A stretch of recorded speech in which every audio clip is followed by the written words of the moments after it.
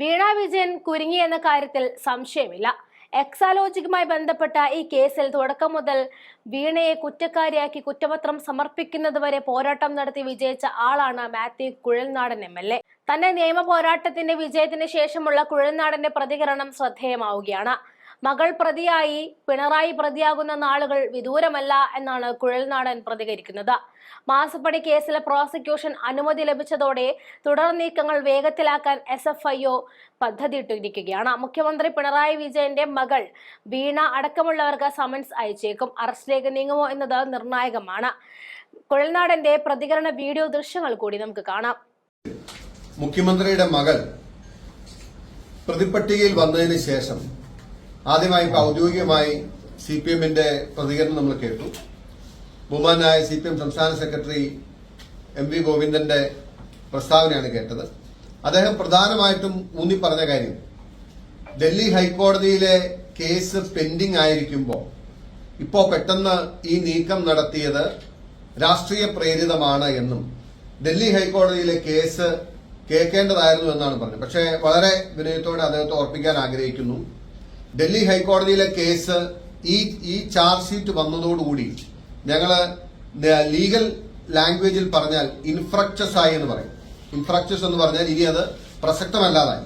കാരണം അവര് ആദ്യം കേരള ഹൈക്കോടതിയിലും പിന്നീട് ബാംഗ്ലൂർ ഹൈക്കോടതിയിലും ഇപ്പോൾ ഡൽഹി ഹൈക്കോടതിയിലും കൊടുത്ത കേസ് എന്ന് പറയുന്നത് SFIO അന്വേഷണം അനുവദിക്കരുത് എന്ന് പറഞ്ഞിട്ടാണ്. SFIO അന്വേഷണം അനുവദിക്കരുത് പറഞ്ഞു. ഈ എല്ലാ രണ്ട് കോടതികൾ തള്ളി മൂന്നാമത്തെ കോടതി സ്റ്റേ കൊടുക്കാൻ വിസമ്മതിച്ചു. 8 മാസമായിരുന്നു SFIOയുടെ കാലാവധി. ആ കാലാവധി കഴിഞ്ഞിട്ടും SFIO വെയിറ്റ് ചെയ്തു. കാരണം ഡൽഹി കോടതിയിലെ കേസ് പെൻഡിംഗ് ആയിരുന്നു. പക്ഷെ കഴിഞ്ഞ ദിവസം സ്റ്റേക്ക് വേണ്ടി ആർഗ്യൂ ചെയ്തപ്പോ സ്റ്റേ ഇല്ല എന്ന് പറഞ്ഞാൽ അതിന്റെ അർത്ഥം SFIOയ്ക്ക് മുന്നോട്ട് പോകാമെന്നുള്ളതാണ്. ആ സ്റ്റേ റിജക്ട് ചെയ്ത പശ്ചാത്തലത്തിലാണ് SFIO തയ്യാറാക്കി വെച്ചിരുന്ന കുറ്റപത്രം കോടതിയിൽ നൽകിയത്. അതോടൊപ്പം തന്നെ പ്രോസിക്യൂഷൻ അനുമതി ലഭിച്ചു. സ്വാഭാവികമായിട്ടും കുറ്റപത്രം സമർപ്പിച്ചു. ഇനിയിപ്പോ SFIO അന്വേഷണം തടസ്സപ്പെടുത്തണം അല്ലെങ്കിൽ അനുവദിക്കരുതെന്ന് പറഞ്ഞുള്ള കേസ് ഇൻഫ്രക്ചസ് ആയി എന്ന് പറഞ്ഞാൽ അത് കാലാരണപ്പെട്ടു തീർന്നു എന്നുള്ളതാണ്. അതോടൊപ്പം തന്നെ അദ്ദേഹം പറയാൻ ശ്രമിച്ച കാര്യം ഇത് മുഖ്യമന്ത്രിക്കെതിരെ ഒന്നുമില്ല, മുഖ്യമന്ത്രിക്കെതിരെ തെളിവില്ല എന്ന് വിജിലൻസ് കോടതി കണ്ടെത്തി എന്നൊരു വാദം മുന്നോട്ട് വെച്ചു. അദ്ദേഹം അത് പറയുന്നതിന് മുമ്പ് എനിക്ക് വളരെ നാളുകൾക്ക് മുമ്പ് ഇദ്ദേഹം തന്നെ ഔദ്യോഗികമായി CPM പറഞ്ഞ ഒരു വാചകം നിങ്ങൾ അതിൽ നിൽക്കുന്നുണ്ടോ ഇല്ലയോ എന്ന് ചോദിക്കാൻ ആഗ്രഹിക്കുകയാണ്.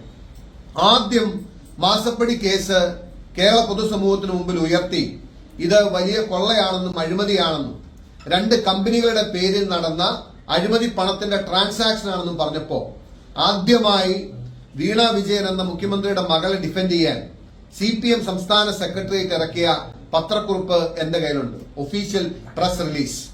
അതിൽ CPM എന്ന പാർട്ടി CPM സംസ്ഥാന സെക്രട്ടേറിയറ്റ് പറഞ്ഞത് ഇത് 2 കമ്പനികൾ തമ്മിലുള്ള സുതാര്യമായ ഇടപാടാണ്. ഇതിൽ അനധികൃതമായി നിയമവിരുദ്ധമായി ഒന്നും നടന്നിട്ടില്ല. കിട്ടിയ പണത്തിന് ടാക്സ് അടച്ചിട്ടുണ്ട്. അതുകൊണ്ട് ഇതിൽ അഴിമതിയില്ല എന്ന് CPM പറഞ്ഞു. ഇദ്ദേഹം ഇന്ന് റെസ്പോണ്ട് ചെയ്യുമ്പോൾ ആദ്യം പറയേണ്ടത് CPM അന്ന് പറഞ്ഞ ആ നിലപാടിൽ ഉറച്ചു നിൽക്കുന്നുണ്ടോ ഇല്ലയോ എന്നതാണ്.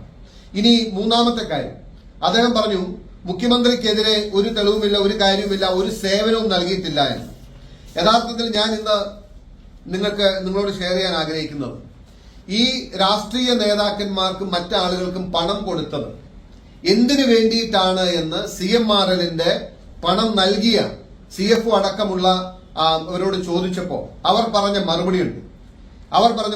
ആ ചോദ്യം ഇതായിരുന്നു, please state for which purpose the payments were been made. അതായത് വീണ വിജയൻ അടക്കം നൽകിയ പേയ്മെന്റ് എന്തിനു വേണ്ടിയിട്ടാണ്, സേവനം നൽകിയിരുന്നില്ല എന്നുള്ളതാണ് CPMന്റെ argument. These payments were being made to functionaries, members of various political parties, media houses, police etcetera for smooth functioning of our business, especially in view of the fact that we obtain illuminate which is mined by PSUs as our raw material.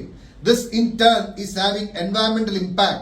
Due to that, we receive large number of threats to obstruct our business or to hinder smooth functioning of our day-to-day activities.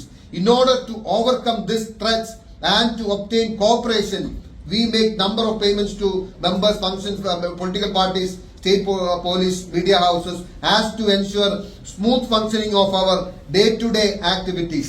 അതായത് ഈ കമ്പനിക്ക് eliminate എന്ന് പറയുന്ന raw material ലഭിക്കണം. അത് പൊതുമേഖലാ സ്ഥാപനങ്ങളിൽ നിന്നാണ് കിട്ടുന്നത്. അത് കിട്ടുന്നതിന് വേണ്ടി 2, ഞങ്ങൾ പരിസ്ഥിതി ആഘാതം ഉണ്ടാക്കുന്ന രീതിയിലുള്ള കമ്പനി പ്രവർത്തനമാണ് നടത്തുന്നത്. ഞങ്ങൾക്കെതിരെ ധാരാളം പരാതികളും ധാരാളം വെല്ലുവിളികളും ഭീഷണികളും ഞങ്ങൾക്ക് ഉണ്ടാകാറുണ്ട്.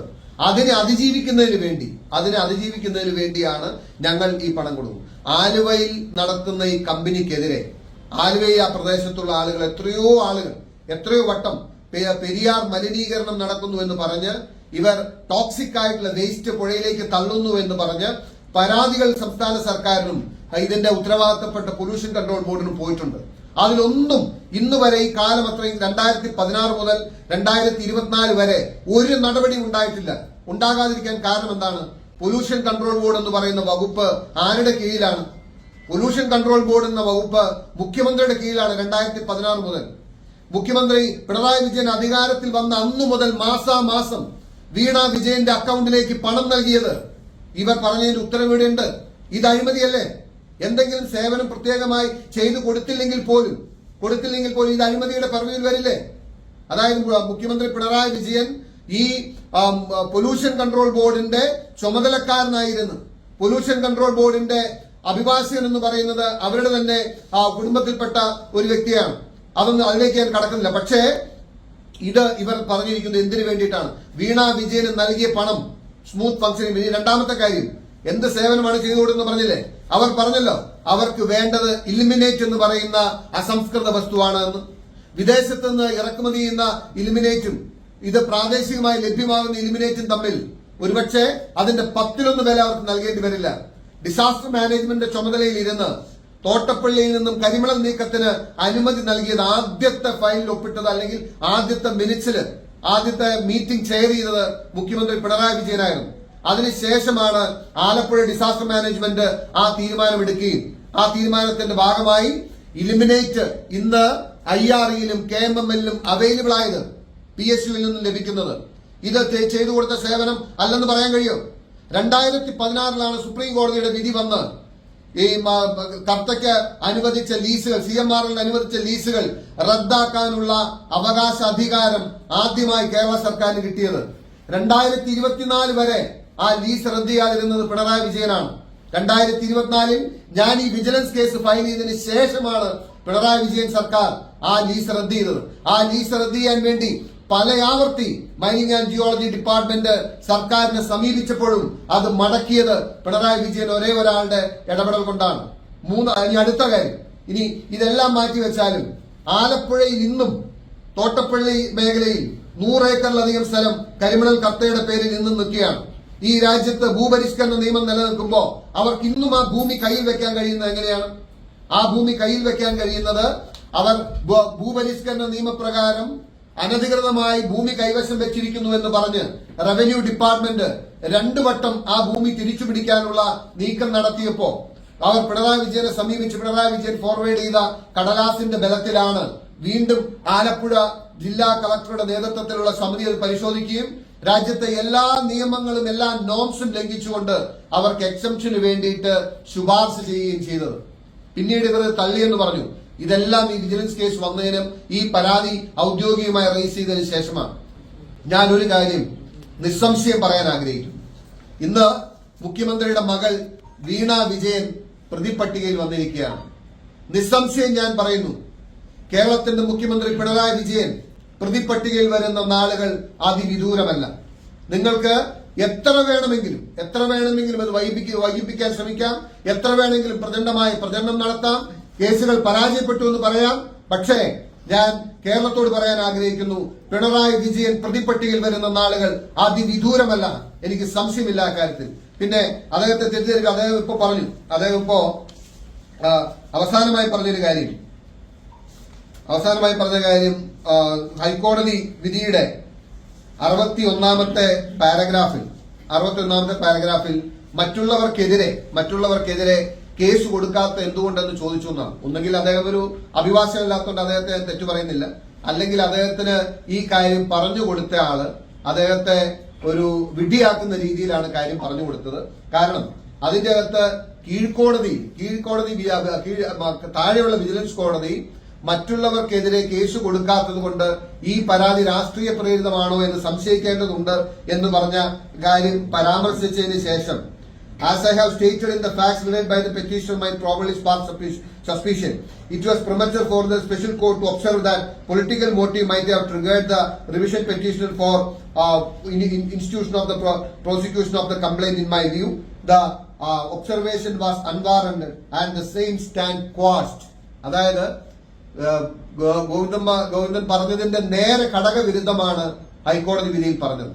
മറ്റുള്ളവർക്കെതിരെ പരാതി കൊടുത്തില്ല എന്നതുകൊണ്ട് ഇത് രാഷ്ട്രീയ പ്രേരിതമാണ് എന്ന പരാമർശം കോടതി സ്ട്രക്ക് ഡൗൺ ചെയ്തതാണ് 61ാമത്തെ പാരഗ്രാഫ്.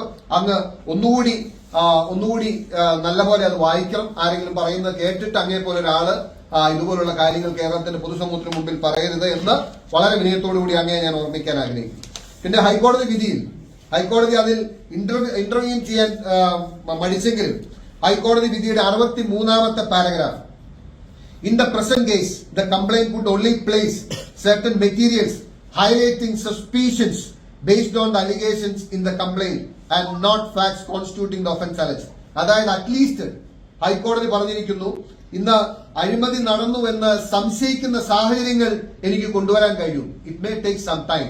ശരിയാണ്, എന്റെ പോരാട്ടം, എന്റെ അധ്വാനം, എന്റെ ഈ ഒരു കാര്യത്തിലുള്ള മുമ്പോട്ടുള്ള യാത്രയിൽ ഒരുപക്ഷെ സമയമെടുത്തെന്ന് വരും കോടതികൾക്ക് ബോധ്യപ്പെടാൻ, കോടതികൾക്ക് 100%. കാരണം ഈ ഒരു വിധി തിരിച്ചായിരുന്നുവെങ്കിൽ മകളോടൊപ്പം പിണറായി വിജയൻ ഇന്നത്തെ ദിവസം പ്രതിപട്ടികയിൽ നിൽക്കുമായിരുന്നു. ഞാൻ പോരാട്ടം നടത്തുന്ന ആരോടാണെന്ന് എനിക്കറിയാം. സർവാധികാരവും കയ്യിലുള്ള ഉഗ്രപ്രതാപശാലിയായ പിണറായി വിജയനോടാണ് ഈ കേവലം ഒരു ആദ്യവട്ടം MLA ആയ സാധാരണക്കാരനായ ഞാൻ പോരാടുന്നത് എന്ന ഉത്തമ ബോധ്യം എനിക്കുണ്ട്. ഈ പോരാട്ടത്തിൽ ഇറങ്ങി തിരിക്കുമ്പോഴേ ഇത് എന്റെ വെല്ലുവിളി എത്ര വലുതാണ് എന്ന ഉത്തമമായ ബോധ്യം എനിക്കുണ്ട്. നിയമ സംവിധാനങ്ങളിലുള്ള പരിമിതികളും നിയമ സംവിധാനങ്ങളെ എന്തുമാത്രം സമ്മർദ്ദപ്പെടുത്തുമെന്നൊക്കെയുള്ള കാര്യങ്ങളെ സംബന്ധിച്ച് വ്യക്തമായ ധാരണ എനിക്കുണ്ട്. പക്ഷേ ഞാൻ ഇന്നും ആവർത്തിച്ച് കേരളത്തിന്റെ പൊതുസമൂഹത്തോട് പറയാൻ ആഗ്രഹിക്കുന്നു, ഈ കാര്യത്തിൽ നടന്നിട്ടുള്ളത് പച്ചയായ അഴിമതിയാണ്, കൊള്ളയാണ്, കൊടും കൊള്ളയാണ്. പക്ഷേ ആരെയൊക്കെ നിങ്ങൾക്ക് കവർ ചെയ്യാൻ കഴിഞ്ഞാലും മുകളിലുള്ള ഒരാളെ കവർ ചെയ്യാൻ കഴിയില്ല എന്നതുകൊണ്ടാണ് ഇന്ന് മുഖ്യമന്ത്രിയുടെ മകൾ പ്രതിപട്ടികയിൽ വന്നത്. അല്ലെങ്കിൽ മറ്റൊരു ക്യാപ്സ്യൂൾ അവർ പ്രയോഗിക്കുമായിരുന്നു. എന്താണ്? കഴിഞ്ഞ ദിവസം നിയമസഭയിൽ ഈ വിഷയം സംസാരിച്ചപ്പോ CPM-ന്റെ ഔദ്യോഗികമായിട്ടുള്ള ആർഗ്യുമെന്റ് എന്ന് പറയുന്നത് നിർമ്മലാ സീതാരാമന്റെ കിങ്കരന്മാർ എഴുതിവിടുന്ന കടലാസുകൾക്ക് ഞങ്ങൾ വില കാണുന്നില്ല എന്നാണ്. കഴിഞ്ഞ ദിവസം ഒന്നിച്ച് പുട്ടും കടലയും കഴിച്ചതുകൊണ്ട് ഇനി അത് പറയില്ല എന്ന് ഞാൻ വിശ്വസിക്കുന്നു. ഇന്ന് പിണറായി വിജയൻ, അന്നും ഞാൻ പറഞ്ഞിരുന്നു, 1,72,00,000 അതിനപ്പുറം കോടികൾ ഇതേ കമ്പനിയിൽ നിന്നും വീണ വിജയൻ വാങ്ങിയിട്ടുണ്ട് എന്ന് പറഞ്ഞു. ഇന്നത് സത്യമായി തെളിഞ്ഞ് 2.7 കോടി വീണ വിജയൻ വാങ്ങിയതായി ഔദ്യോഗികമായി കുറ്റപത്രമായി ഇന്ന് ഈ സംസ്ഥാനത്തിന്റെ നിയമ സംവിധാനങ്ങൾക്ക് മുമ്പിലുണ്ട്. അതുകൊണ്ട് CPM ഇനിയും ന്യായീകരിക്കട്ടെ. ഒന്നിന് പിറകെ ഒന്നായി നേതാക്കന്മാർ വന്ന് ഈ മുഖ്യമന്ത്രിയുടെ മകളെ ന്യായീകരിച്ച് ഈ പാർട്ടിയുടെ അസ്തിത്വവും അടിവേരും നിങ്ങൾ ഇളക്കുമെന്ന കാര്യത്തിൽ സംശയമില്ല. ഞങ്ങളും ആഗ്രഹിക്കുന്നത് അത് തന്നെയാണ്. നിങ്ങൾ എന്തുമാത്രം ന്യായീകരിക്കാൻ കഴിയുമോ അത്രയും ന്യായീകരിക്കുക. കാരണം ഈ കൊള്ളയുടെ പങ്ക് പറ്റാത്തവരായി CPM ആരെങ്കിലും ഉണ്ടെന്ന് ഞാൻ കരുതുന്നില്ല. അതുകൊണ്ട് തന്നെ ന്യായീകരണം നടക്കട്ടെ. ഞാൻ പറയുന്നു, വിജിലൻസ് കേസ് തള്ളിയത് കൊണ്ട് ഞങ്ങൾ ഈ പോരാട്ടത്തിൽ നിന്നും പിന്നോട്ട് പോവില്ല. ഞങ്ങൾ പറഞ്ഞ കാര്യങ്ങൾ, വസ്തുതകളുടെ ബലമുള്ള കാര്യങ്ങൾ, സത്യമായ കാര്യങ്ങൾ ഒട്ടും എക്സാജറേറ്റ് ചെയ്യാതെ, ഞാൻ എന്റെ പത്രസമ്മേളനങ്ങളിൽ പറഞ്ഞിട്ടുള്ള കാര്യങ്ങൾ പോലും ഒരു കടുക് മണിയോളം എക്സാജറേറ്റ് ചെയ്യാതെ ഫാക്സിനെ മാത്രം ടച്ച് ചെയ്താണ് ഞാൻ പറഞ്ഞത്.